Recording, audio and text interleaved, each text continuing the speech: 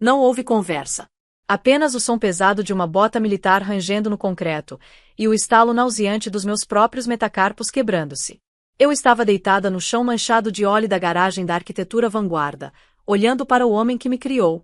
Sob a luz fluorescente, ele não parecia um pai. Ele parecia uma equipe de demolição. Ele ergueu a bota novamente, mirando em minha mão direita dominante, a mão que desenhava arranha-céus. Se você não vai usar essas mãos para assinar o empréstimo para seu irmão. Ele gritou, a saliva atingindo meu rosto. Então você não vai usá-las de forma alguma. Deixem um comentário e digam de onde estão ouvindo, e que horas são para vocês agora. Adoraria saber quem faz parte da nossa comunidade.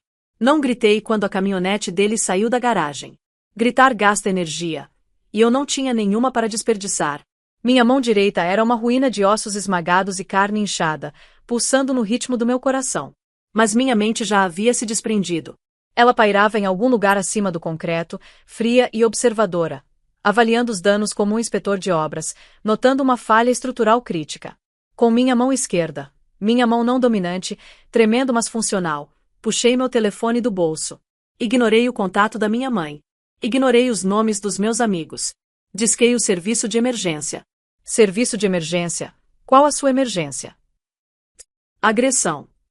Eu disse. Minha voz soou estranha, oca, metálica. Garagem da arquitetura vanguarda. Preciso de uma ambulância e de uma unidade policial. A senhora está segura agora, senhora. O agressor fugiu do local. Agressor. Não era meu pai, não meu genitor.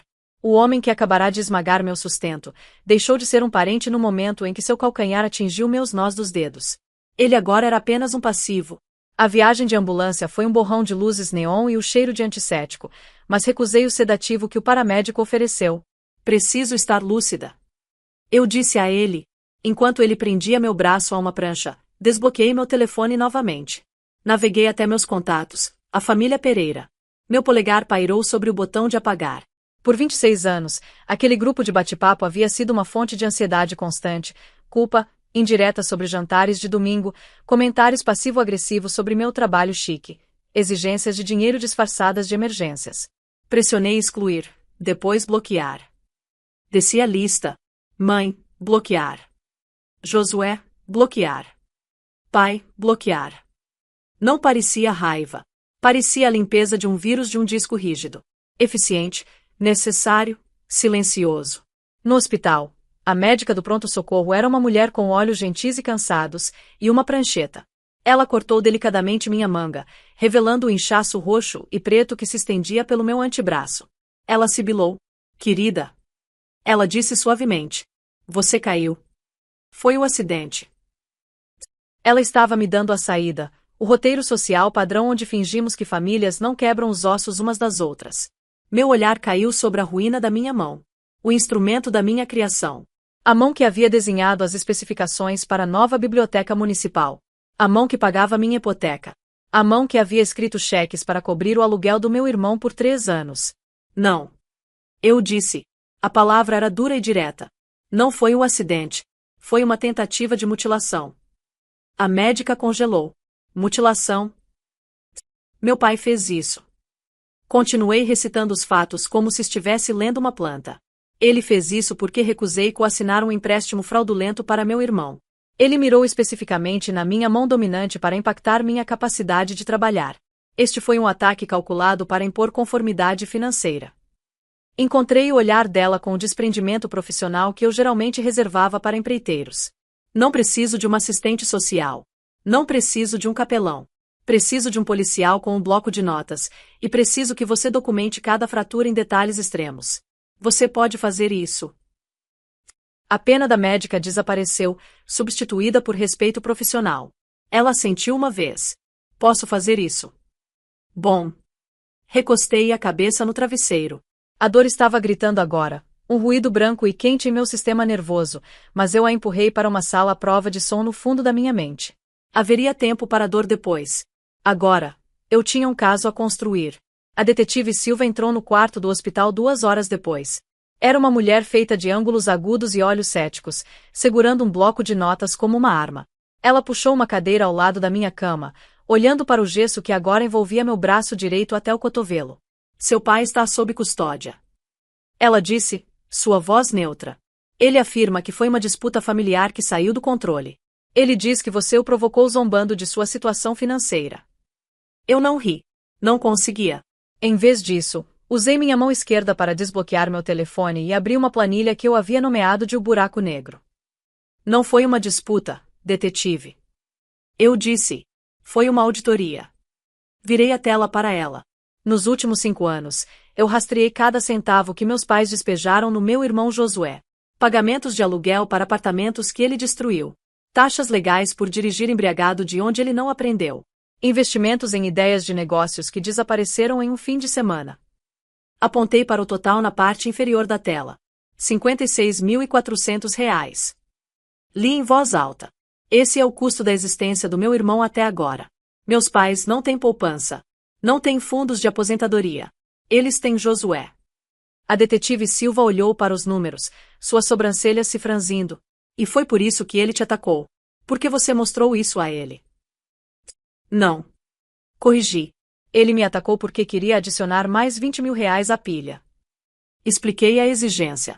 Josué havia decidido que era um empreendedor de criptomoedas. Ele precisava de R$ 20.000 para capital inicial. Meu pai, cujo crédito já estava arruinado por tirar Josué da última confusão, não conseguiu garantir o empréstimo. Então, ele se voltou para o único recurso que lhe restava, eu. Ele trouxe os documentos do empréstimo para a garagem do meu escritório. Eu disse, a memória com gosto de Billy. Ele não me pediu para assinar. Ele me ordenou. Ele disse que era meu dever, que eu estava acumulando meu sucesso enquanto meu irmão passava fome. A detetive Silva suspirou, fechando seu caderno por um momento. Eu vejo isso muito. Os pais protegem quem falha e punem quem tem sucesso. Mas quebrar sua mão não é apenas proteção, detetive. Eu disse. E essa era a verdade que me levou anos para entender. Meus pais não apenas mimaram Josué, eles o aleijaram. Respirei fundo, sentindo a dor nas minhas costelas. Eles criaram uma fábrica de desamparo aprendido. Eles não criaram um filho, eles criaram um animal de estimação. Ao nunca deixá-lo falhar, ao nunca deixá-lo sentir as consequências de sua própria estupidez, eles garantiram que ele nunca pudesse ter sucesso. A incompetência dele não é um defeito no sistema. É a característica principal. Eles precisam que ele seja necessitado para se sentir em paz. E precisam que eu seja o banco para se sentirem provedores. Gesticulei para minha mão quebrada. Hoje eu fechei o banco. Recusei-me a assinar. Eu disse a ele que não pagaria por mais um tijolo no monumento ao fracasso de Josué. E foi aí que ele explodiu. Ele não me agrediu porque estava com raiva. Ele me agrediu porque eu quebrei a máquina. A detetive Silva abriu seu caderno novamente, sua caneta movendo-se rapidamente. E você está disposta a testemunhar tudo isso? A coerção financeira, o histórico. Detetive. Eu disse, recostando-me nos travesseiros estéreis. Não estou apenas testemunhando. Estou fornecendo os recibos. A primeira tentativa de acordo chegou na manhã seguinte, não por meio de um advogado, mas na minha porta. Era um cheque pessoal de R$ 6.000, preso a uma nota manuscrita em papel de carta floral. Para suas contas médicas.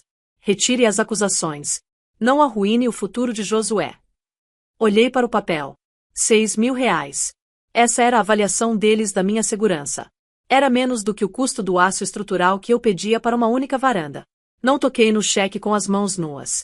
Usei uma pinça para colocá-lo dentro de um saco plástico de evidências. Rotulei-o como exibição de tentativa de suborno. Eles estavam tentando remendar uma rachadura estrutural com fita adesiva, e esperavam que eu ficasse grata pelo esforço. Fui para o trabalho. A arquitetura vanguarda era meu santuário, um lugar de linhas limpas, tons suaves e ordem absoluta. Eu estava gerenciando os esquemas para a nova biblioteca municipal com minha mão esquerda, meu braço direito envolto em um gesso branco rígido. O gesso parecia pesado, como uma armadura que eu não tinha escolhido, mas agora me recusava a tirar. Às 10 horas, o silêncio do lobby foi quebrado. Ouvi a voz dela antes de vê-la. A voz da minha mãe Michele, estridente e em pânico, ecoando pelas paredes de mármore polido. Eu sou a mãe dela. Você não pode me impedir. Caminhei até a grade de vidro do mezanino. Michele estava lá embaixo, vermelha, discutindo com segurança. Quando ela olhou para cima e me viu, sua expressão mudou de desespero para uma fúria terrível e autojustificada. Ana, Ela gritou, apontando o dedo para mim. Desça aqui. Como você ousa? Como você ousa colocar seu pai numa cela? A empresa inteira parou. Sócios olhavam de seus escritórios. Associados juniores congelaram sobre suas pranchetas. Minha mãe estava arrastando a disfunção caótica e bagunçada da minha vida privada para a geometria intocável da minha carreira. Desci as escadas. Não corri. Movi-me com o passo lento e deliberado de um inspetor de obras encontrando uma violação. Você precisa sair, Michele. Eu disse. Não a chamei de mãe. Você está invadindo propriedade privada. Invadindo, ela engasgou, correndo em minha direção. Eu te dei a luz, sua ingrata, egoísta. Ela balançou a mão. Não foi um golpe calculado como o do meu pai. Foi um ataque frenético e emocional. A palma da mão dela atingiu com força minha bochecha esquerda. O som foi como um tiro no lobby silencioso. A segurança a conteve um segundo depois, imobilizando seus braços nas costas. Mas o dano estava feito. Meu rosto ardia, mas minha resolução se solidificou em algo inquebrável. Ela não apenas havia dado um tapa na filha. Ela havia agredido uma arquiteta sênior em seu local de trabalho. Ela acabará de me entregar a licença final que eu precisava para a demolição. Chamem a polícia. Eu disse ao segurança. E adicionem isso ao arquivo. Uma hora depois, eu estava sentada no escritório de Rebeca Rocha. Ela era conhecida nos círculos jurídicos como a trituradora, uma mulher que não apenas ganhava casos, ela desmantelava a oposição. Coloquei o saco de evidências com o cheque em sua mesa de mogno. Em seguida, apontei para a marca vermelha que desaparecia em minha bochecha. Não quero uma ordem de proteção. Eu disse. Quero uma auditoria forense de toda a vida deles. Rebeca olhou para o cheque, depois para o meu gesso. Ela sorriu, mas não foi um sorriso gentil. Foi o sorriso de um predador vendo uma presa ferida. Não vamos apenas defendê-la, Ana. Vamos intimar tudo. Registros bancários, registros telefônicos, mensagens de texto de 5 anos atrás. Se eles compraram um chiclete com dinheiro que deveria ser seu, quero saber disso. Olhei pela janela para o horizonte da cidade. Eu costumava construir coisas, mas agora, pela primeira vez na vida, eu estava pronta para balançar a bola de demolição. Queime tudo. Eu disse. Queime tudo. No mundo jurídico, eles chamam as semanas antes de um julgamento de descoberta. No meu ramo de trabalho, nós chamamos de escavação. É o processo de cavar a terra para ver o que jaz sob a superfície antes de você lançar uma fundação. E assim como em um canteiro de obras, você quase sempre encontra algo apodrecendo na terra. 2 semanas após o início dos procedimentos, a polícia executou um mandado para apreender dispositivos eletrônicos da casa dos meus pais.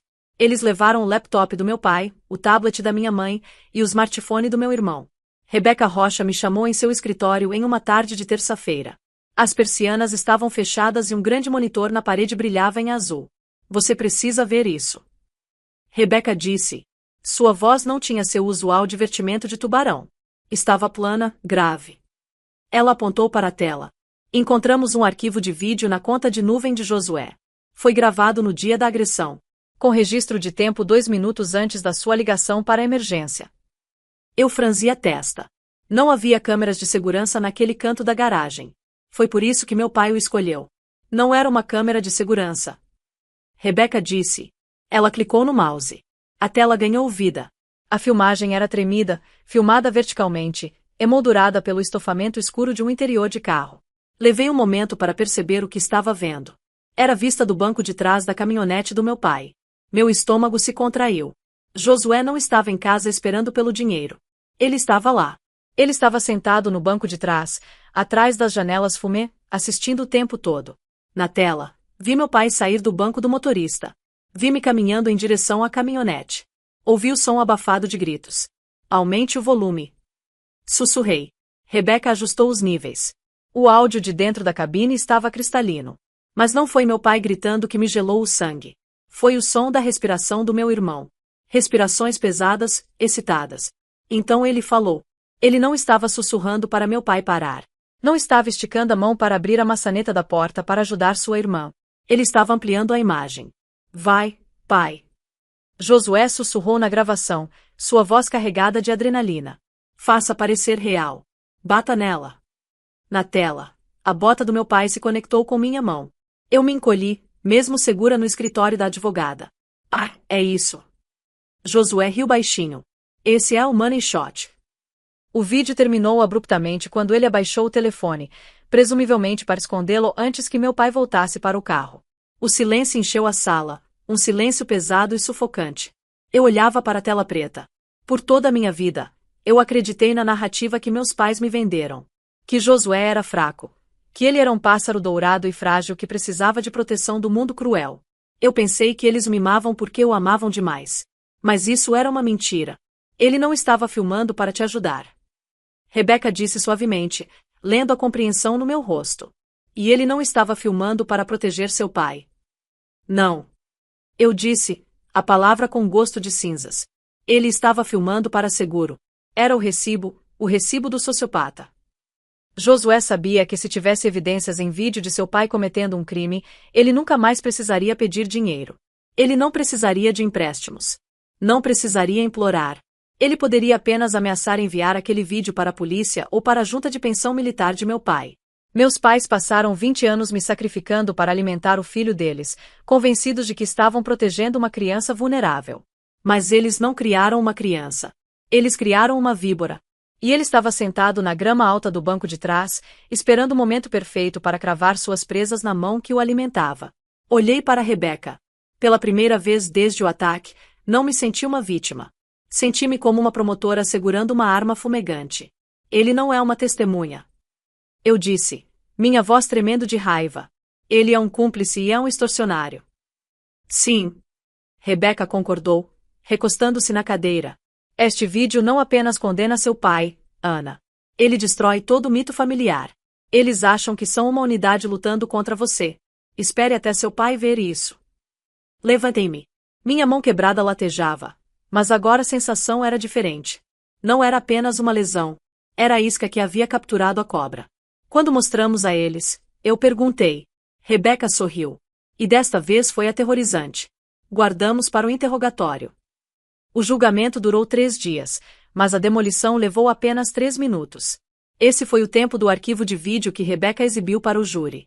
O advogado de defesa do meu pai passou a manhã tentando reforçar uma estrutura em colapso. Ele pintou Roberto como um provedor estressado, um homem levado ao limite por uma filha ingrata que se recusava a ajudar sua família em dificuldades. Ele chamou de um trágico lapso de julgamento. Ele tentou enquadrar a agressão como uma rachadura singular em uma fundação que de outra forma seria sólida. Então Rebeca se levantou. Ela não fez uma declaração de abertura. Ela simplesmente apresentou a exibição G como evidência e apertou o play. Os monitores do tribunal ganharam vida. A filmagem vertical tremida do banco de trás da caminhonete encheu a sala. O som da respiração pesada do meu pai, a imagem dele saindo do veículo, e então a voz do cinegrafista. Vai, pai. Faça parecer real. Na cadeira do réu, meu pai congelou. Ele não tinha visto isso. Rebeca havia guardado para a emboscada. Ele olhou para a tela, vendo-se pisar em minha mão, e então ouvindo seu filho amado, seu garoto de ouro, rir e sussurrar. Isso é dinheiro na certa. Roberto lentamente virou a cabeça em direção à galeria. Ele olhou para Josué. Por 28 anos. Roberto havia sacrificado sua aposentadoria, sua pontuação de crédito, e sua filha para proteger aquele garoto. E naquele momento, ele percebeu que não havia criado um filho. Ele havia criado um parasita que estava se alimentando dele. Josué se recusou a encontrar seus olhos, encolhendo-se em sua cadeira como um rato pego em um feixe de lanterna. O vídeo terminou. O silêncio no tribunal foi absoluto. Era o silêncio de um edifício implodindo, um microsegundo depois que as cargas explodem, antes que a poeira assente. A juíza Costa era uma mulher que presidia seu tribunal como um inspetor de obras condenando um perigo. Ela não olhou para os advogados. Ela olhou diretamente para meu pai. Senhor Pereira, levante-se. Ela ordenou. Ele se levantou. Ele parecia menor agora. A aterrorizante equipe de demolição que eu lembrava se foi, substituída por um velho em meio aos escombros de sua própria vida. Eu estive neste banco por 20 anos. A juíza Costa disse, sua voz ecoando no painel de madeira. Eu vi crimes de paixão. Eu vi crimes de desespero. Mas raramente vi um crime de malícia tão calculada. Você não apenas agrediu sua filha. Você tentou destruir sua utilidade. Você tentou quebrar suas mãos porque elas eram a única parte dela que você valorizava, sua capacidade de fornecer capital. Ela mudou o olhar para a galeria, pousando brevemente em minha mãe e Josué. Este tribunal rejeita a defesa de que isso foi uma disputa familiar. Isso não foi uma família. Isso foi uma empresa criminosa construída sobre coerção e violência. E hoje estamos condenando a propriedade. Ela olhou de volta para meu pai. Na acusação de agressão agravada com a intenção de mutilar, eu o sentencio a 15 anos de prisão estadual, sem possibilidade de liberdade condicional nos primeiros 10 anos. Minha mãe gritou. Era um som teatral e cru, mas ninguém se moveu para confortá-la. Além disso, a juíza continuou, sua voz cortando o barulho. Estou emitindo uma ordem de restrição vitalícia. Você não deve ter contato com a vítima. Ana Pereira. Nem por telefone, nem por correio, e certamente não por terceiros. Ela se virou para o oficial de justiça. Levem-no sob custódia. Enquanto os oficiais se aproximavam, colocando algemas no pulso que havia quebrado o meu pai não olhou para mim. Ele olhou para Josué. Seu rosto não estava cheio de tristeza. Estava cheio da clareza aterrorizante de um homem que percebe que foi devorado vivo por sua própria criação. Oficiais de polícia se moveram para a galeria, prendendo Josué no local por extorsão e cúmplice de agressão com base na evidência em vídeo. Minha mãe estava soluçando, puxando os oficiais, vendo seu mundo inteiro se dissolver. Eu estava ao lado da mesa da promotoria. Meu gesso ainda pesava no meu braço, mas meu peito estava leve. Eu não sorri. Não festei. Apenas observei. Eu era a arquiteta deste momento.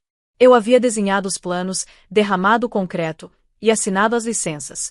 E enquanto a família Pereira desmoronava em uma pilha de poeira e algemas, sentia a única emoção que importava: estrutura, estabilidade e paz. 3 anos após a sentença, eu estava na calçada em frente a um edifício que costumava ser um armazém abandonado. Agora era uma fortaleza de vidro, aço e luz. Chamamos de o Santuário. Foi meu primeiro projeto pro bono como sócia na vanguarda. Eu projetei cada metro quadrado dele sozinha, desenhando as plantas com uma mão que ainda doía quando chovia, mas nunca tremia quando importava. Era um abrigo para sobreviventes de violência doméstica. Mas não parecia um abrigo. Não parecia um lugar para vítimas. Parecia uma cidadela.